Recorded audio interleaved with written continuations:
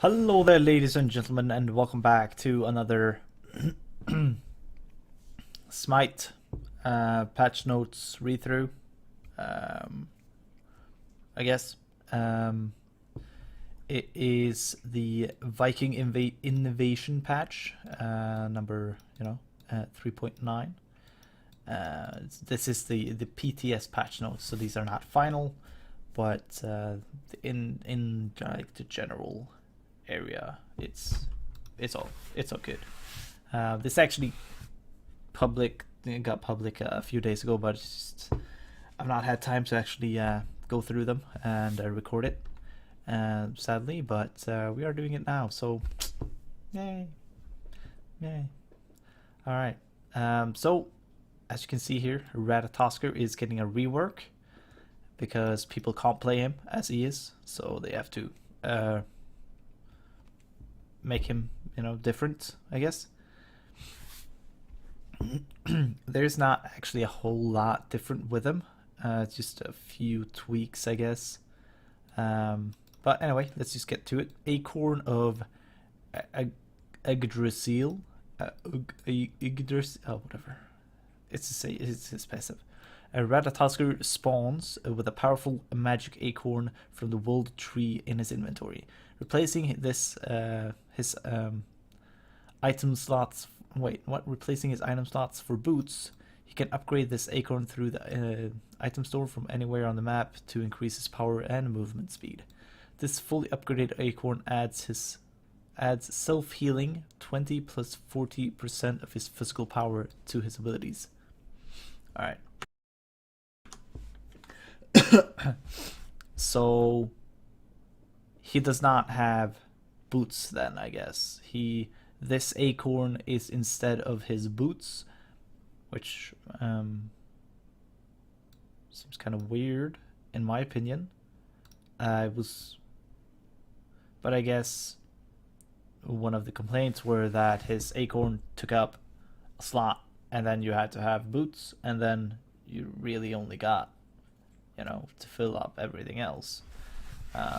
So I guess they're just gonna give probably the move speed, the same move speed as you get from boots, but then have some extra power and then self-healing on his abilities, which seems boring, really boring, and it is just yet again taking away one of the core cool mechanics with him. That they're just fuck it, let's just make it simple for people and just remove there where you can buy different acorns, I guess. They specifically say that you can upgrade this to add self-healing and all stuff like that. It doesn't say that you can actually upgrade it to different stuff, so I would guess that's not how it works anymore, and that is really, really sad and boring. They did the same thing with a number of ultimates. The one that comes to mind is Chibalanke's ultimate. When he first came out, his passive worked. I think it's his passive at least. It worked in conjunction with his ultimate, that where you get you got stacks from if you actually killed someone or got an assist, I think, while the ultimate was active. So it added some kind of layer to it where you have to be careful where and when you use it instead of just popping it whenever, which you still could. But now you just gain stacks for getting kills, which is just simple and boring. And what's even the point? There's no point in it. It's just, you get a kill. Oh, here's 5 extra power. Boring. Whatever. Fuck it. I'm over it. His first ability is obviously Dart still. Ratatosker dashes forward, damaging people and slowing enemies for this percentage for 3 seconds. Dart pierces through minions and stops at the first god hit. Also, Dart's cooldown is reduced by 2 seconds for each enemy god hit by Flurry or Acorn Blast. So this is different. because previously you could just dash through enemies. So now it's just a normal dash, I guess. But you dash through enemies, or not minions, enemy minions, and but not gods. Yeah, and slowing them. So basically, just you headbutt. You do a headbutt, and they take damage and are slowed. And there's it reduces the cooldown. Your other abilities, Flurry and Acorn Blast, reduces the cooldown by 2 seconds. So that's cool, I guess. Moving on, Flurry. Ratatosker spins around in a flurry of attacks, damaging nearby enemies for this damage, and reducing their physical protection by this percentage up to 4 times. So I guess this is a different ability then. I guess they removed his acorns that spin around and shoot out, and then like gets drawn back into him, which again is kind of boring if that is the case, because that was also a cool mechanic that made him special and different. Now it's just, from what it reads, just another basic damaging ability. Basically boring. Acorn Blast. The Ratatosker shoots a blast of 3 acorns forward in a cone, each dealing this damage and percentage of your physical power. Enemies hit by more than 1 acorn will take additional damage, and enemies hit by all 3 acorns are stunned for 1 second. That's cool, I guess. That's alright. Up close and personal, you're definitely gonna get that stun though. So that's nice. Other than that, it's just another basic damaging ability. His ultimate is Through the Cosmos. Again, I guess that's the same name. I actually don't remember what it's called. But I think so. Ratatosker charges up, then leaps from the ground to a branch above his head. He may jump 2 more times, or jump 2 more branches. Jump 2 more branches before choosing a landing location.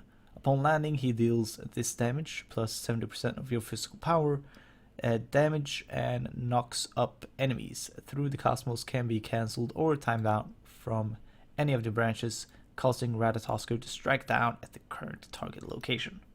Alright, that's different. That is new. Recently, or previously he just did damage. Now there's a knock up to it. So that's nice. Yeah, it's cool. I guess. So that is the new Ratatosker ability kit, or his new kit. And as you can see here, we have some new skins. I'm just gonna load these up. So this is the Viking invasion patch. So there are some Viking skins coming in. I think there's a whole event. It is a Viking event pretty much. So there's the first shock skin, and then there's a second shock skin, and there's this first Kali skin, and then there's a second Kali skin. And to be able to buy these, this one and that one, you actually have to purchase the first ones. From how I have understood it, I think that is how it is. And there's an Anher skin, and I think that's a tier 2, and a Hoi tier 2, and then the mastery skin for Scotty. But we can take a closer look at them, I think. Yeah, here we go. That's the shock skin, and then there's his other shock skin, I guess. Oh my god, this is taking a long time to load. And that's the Kali skin, other Kali skin. The Anher, I like his spear, it looks kind of cool. And the tier 2 Hoji and Scotty. That actually looks really good. That looks really good. It is in a complete different style from any of the other cards that we have currently. which I think is a little bit weird. Just look at the art style of it, and then you look at that. It's very different, very different. But I do like this one more because it looks better, you know. But still, very different art styles. And then there's the new avatar if you are into that stuff. I don't get it personally, but to each their own. So here it is, event Viking Invasion, Viking bundle. I'm not gonna pronounce that. It's the shock skin. Requires to unlock the Storm Jarl shock. So you have to purchase this one to be able to purchase the other shock skin. The same with the Kali skin. Access to embark on a Viking quest. Viking Invasion quest line. Sorry. Viking Stain Ward. There's a Viking altar pedestal. An invasion loading frame. And a mirror announcer pack. And a new music theme. Alright. Unlock all of these following through. Okay. Bonus, you know, the limited edition skins. The bonus favor rewards, 2 Viking chests. The guaranteed Norse god skins. Alright. I don't. Just seems like a. I don't know. It's personally, to me, this feels weird. This, I don't get why there has to be an event for it. Why not just release the skins and let us buy it? Why just have a ooh wow? There has to be this whole thing. When we just had one, we just had it. The fucking nightmare themed fucking arena shit. You know? I don't get it. Whatever. I'm probably gonna buy the skins if I can buy them.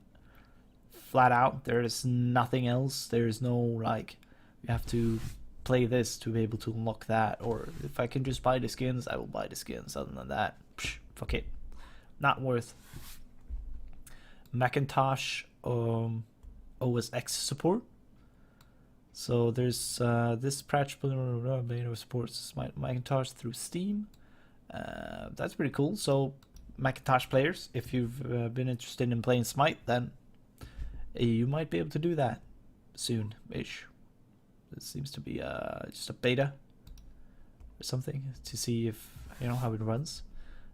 Shit like that. Miscellaneous corrected an issue where some gods were being forced into restricted camera pitch during their ultimates. Added a return to lobby button for the spectator client when watching live god selection. Updated icon for fire giant slow from Magma Blast. Alright, cool. Cool. Achievements, I'm not going to read through them because I don't give a shit. Sorry. If you do, you can pause the video and read them. I'm just going to slowly scroll through. If you want to read this, then by all means you do so. I could not care less about achievements in this game. Alright, item changes. Mythical Mail. Mythical Mail was underwhelming for its cost, especially when compared with two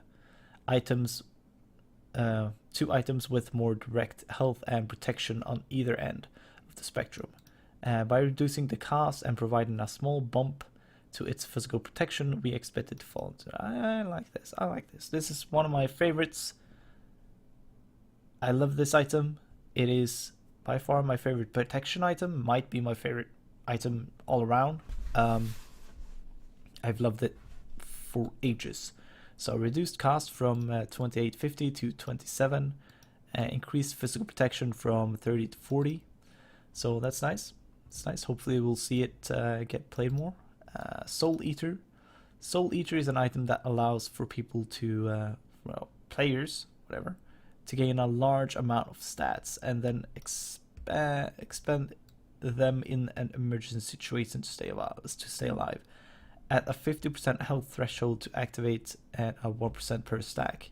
The payoff for losing your stacks often was not impactful enough and happened too early in a fight. These changes should address the issue. Okay, reducing health threshold from 50 to 25, increased health refund from passive from 1% to 1.5%. Cool. All right. Seems fair enough. Golden Sash. Warlock's Sash is an item that is often used on mages who wish to be tankier and who need to be tankier in places like the Soul Lane, but needed to be rushed to be effective. By reducing the cost of Golden Sash, players can build this item early more comfortably, allowing for some more diversity in the items in the early lane game magic. In the early game magic users. That just reads weird. Alright. A reduced cost from 1450 to 1350. That is not a big difference. Whatever. Health reduced from 200 to 175, and the same with mana. So yeah, I just don't get it. Reduce it by something that actually matters. Maybe 200-300.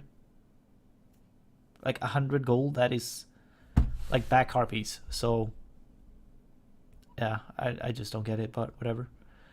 Spectral armor fixed an issue where this item's passive could be activated using without using a relic.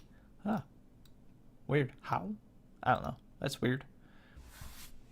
Yeah. All right. Go to changes. Agony. Flame Wave will now burn players a little bit harder, following Agony a bit, allowing Agony a bit more a bit of extra firepower in the mid to late game. Sorry. Flame Wave increased scaling from 50 to 65%. That is nice. That's a 15 increase bump in percentage. So that's cool. Cabrakan. Cabrakan is seeing a few changes that are part quality of life and part increased effectiveness. Shadow Zone will now affect himself, providing him with a boost of survivability. Seismic Crush and Refraction Shield are now also seeing their base damage scaling made consistent per level. Overall, Cabrakan should see more consistent output with a small adjustment upwards in damage. So his passive now affects himself, which is weird that it didn't from, straight up right away, whatever.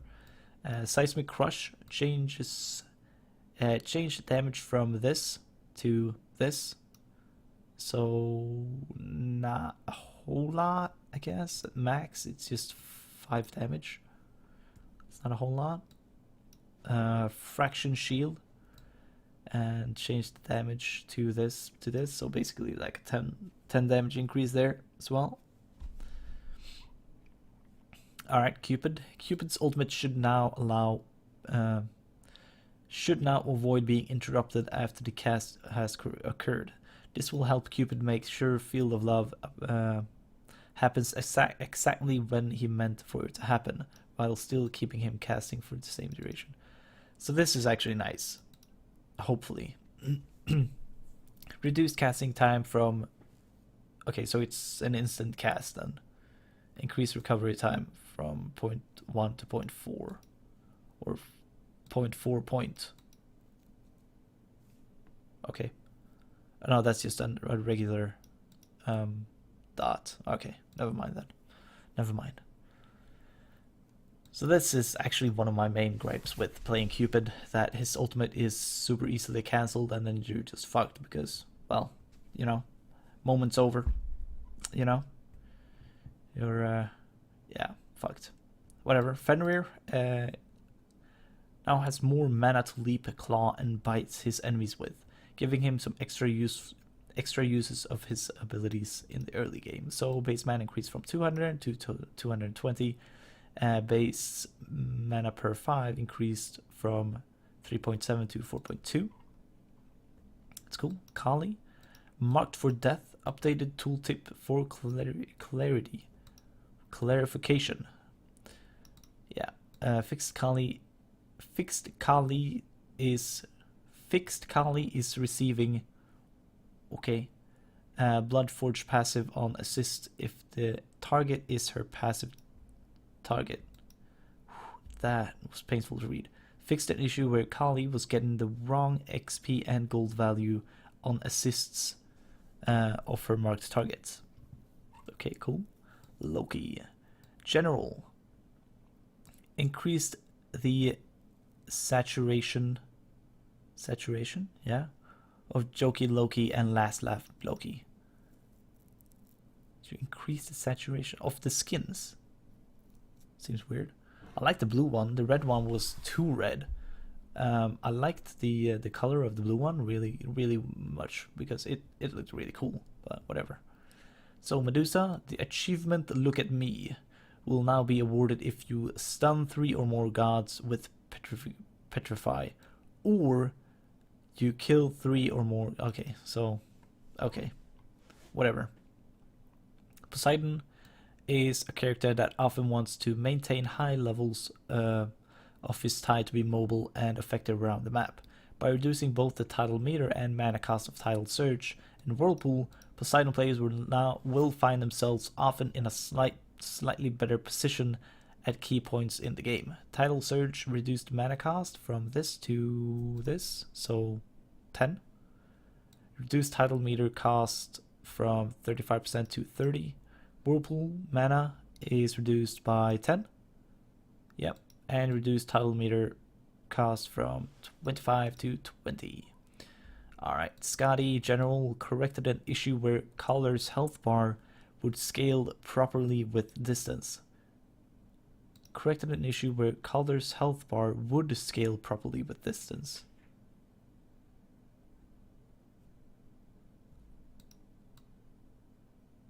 I guess they mean wouldn't. Because otherwise it seems like a weird thing to fix, because they corrected an issue where Calder's health would scale properly, like correctly, with distance. Alright, whatever.